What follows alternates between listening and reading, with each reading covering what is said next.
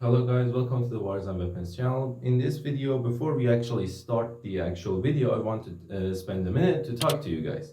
Now, my last video actually got 1000 views, and yeah, that's a great accomplishment for the channels. And many of you actually in the comments wrote some suggestions, and some of you protested over some things that I will talk about before we start the video today. So one of you guys actually said that I don't have a great microphone and that I look down at the script. The thing is, there is no script, and the reason I keep looking down is to either find a way with my hands to speak, or that I look at a timer I put up, because I try to decrease the length of my videos to around 10 minutes so that they're not too long for you guys to watch, because some people see that a video is too long and they're like, history of tanks like over 30 minutes is not something I'm looking for. But around 10 minutes, the person may be interested in watching.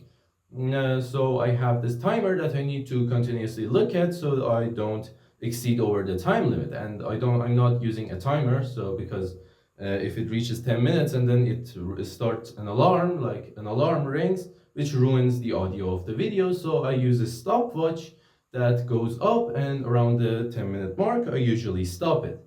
And basically that was it. And I don't have a microphone because microphones are extremely expensive, and I had an actual goal that if I reach, I will get myself a microphone. So it's actually you guys helping me to buy a microphone, and I'm actually recording this on a phone. So if the audio or the quality of the video isn't good, I apologize in advance. Anyway, now let's go on into the actual video. I talked a lot of useless information before starting the video, so I'll definitely leave a timestamp below in the descriptions. Anyway, let's get on to the actual video this time. Now, the tanks, they are extremely expensive, such as an Abrams tank costs around $9 million. Now, in this video, we're going to talk about another type of tank that isn't as expensive and is for usually countries that cannot afford a $9 million metal giant that can cause a ton of destruction.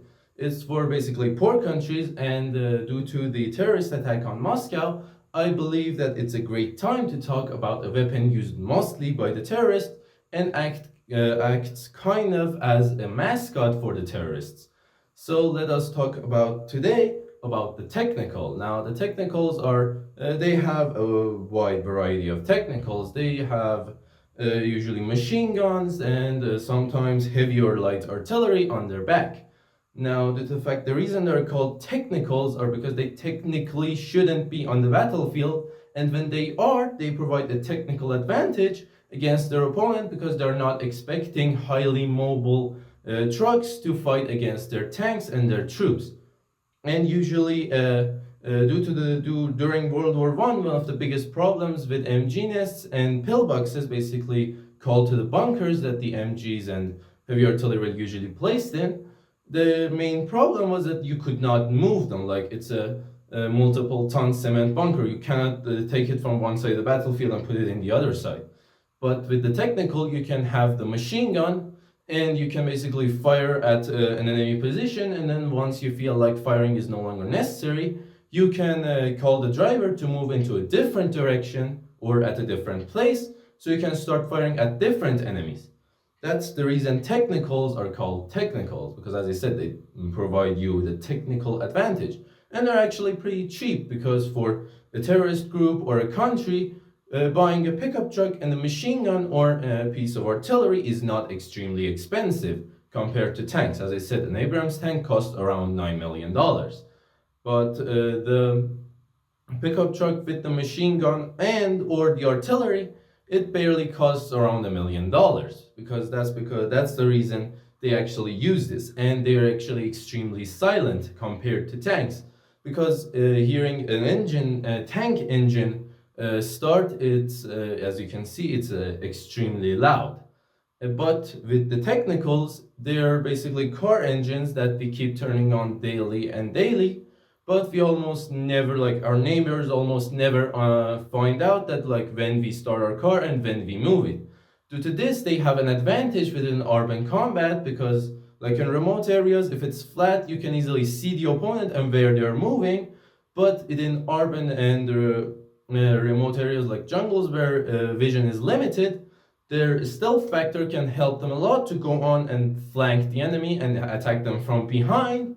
And basically it provides them a great advantage, especially if they are planning on attacking the enemy on the front as well, because if a technical, like your army is coming from here, the enemies are right here, and then like your technical goes around the back and starts firing, and your army also starts firing, and the people over here are basically pinned down. They cannot retreat, they must stay in place, and they will usually easily get crushed, because the terrorists and the countries that cannot afford extremely expensive tanks usually don't have well-trained infantry, which is extremely rare of these happening against countries like the United States that usually has extremely well-trained troops and has tons of tanks to deploy, and definitely airstrikes, because that's basically where United States spends most of its military budget, and it can basically just come by and bomb the enemies and provide their troops, the pinned down troops, with a retreat way. Anyway, that's not the point.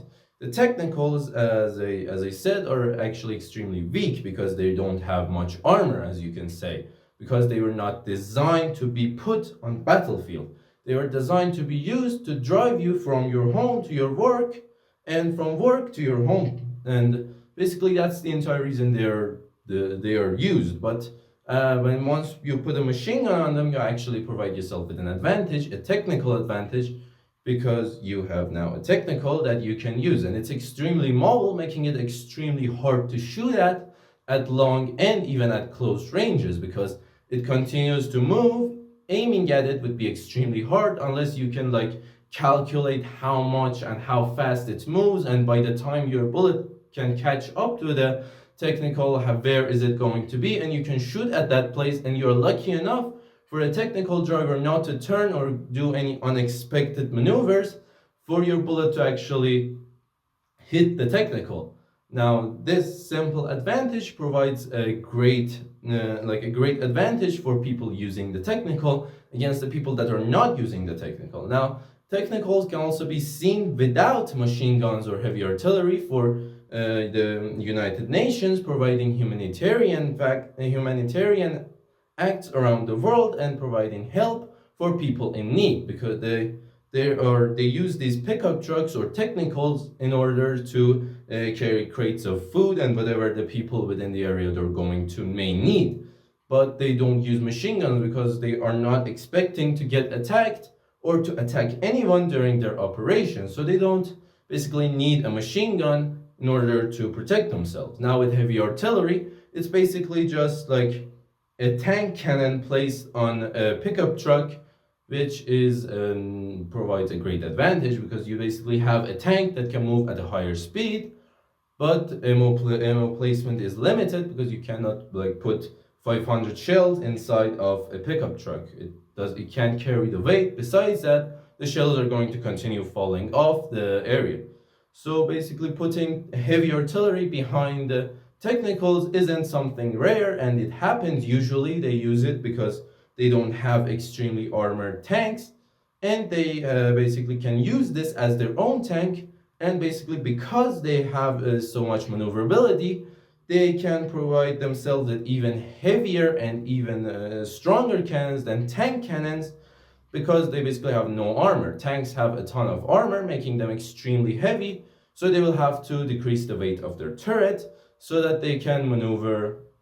Basically, they can maneuver their tanks on the battlefield effectively, but that's not the case with the technicals. It has no armor, so all of the horsepower of the engine goes towards pulling the heavy artillery placed behind the technical. And basically that's the entire concept of how the technical works, because it's just basically a pickup truck with a gun behind it. No matter what the gun is, you can use anti-tank guns, you can use anti-aircraft guns. Anti-aircraft guns behind pickup trucks or trucks aren't anything uncommon. They have been used since World War II and even World War I.